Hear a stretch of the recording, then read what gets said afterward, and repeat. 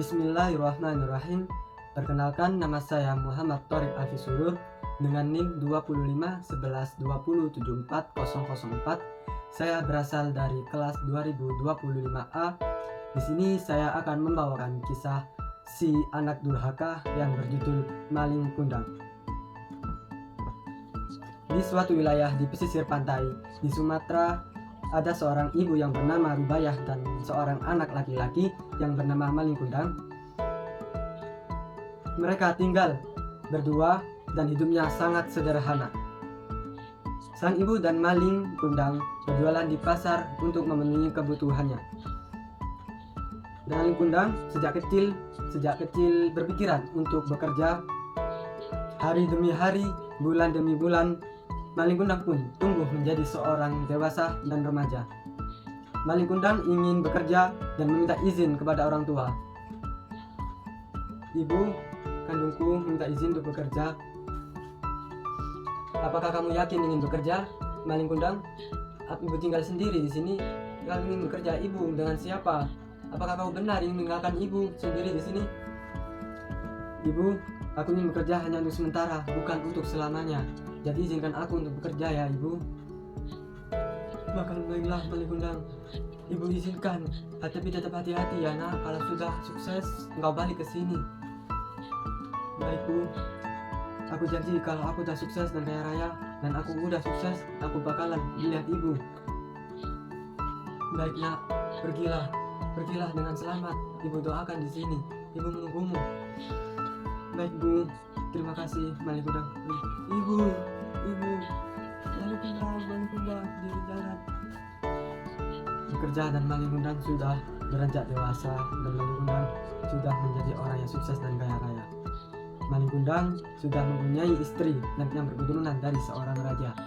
Maling Kundang lupa dengan ibunya sendiri. Dia sudah kaya raya dan dia sudah bekerja dan dia sudah sukses dan dia tidak ingat kepada orang tuanya.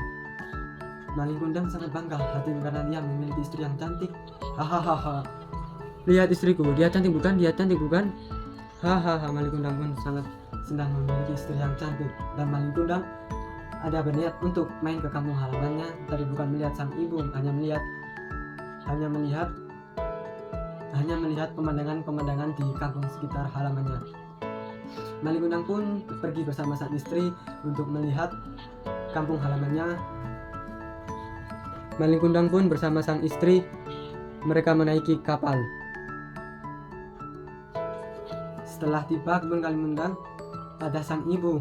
Sang ibu pun melihat kedatangannya Maling Kundang. Maling Kundang, ini ibu nak, ini ibu. Apakah kau tidak melihat ibu di sini nak?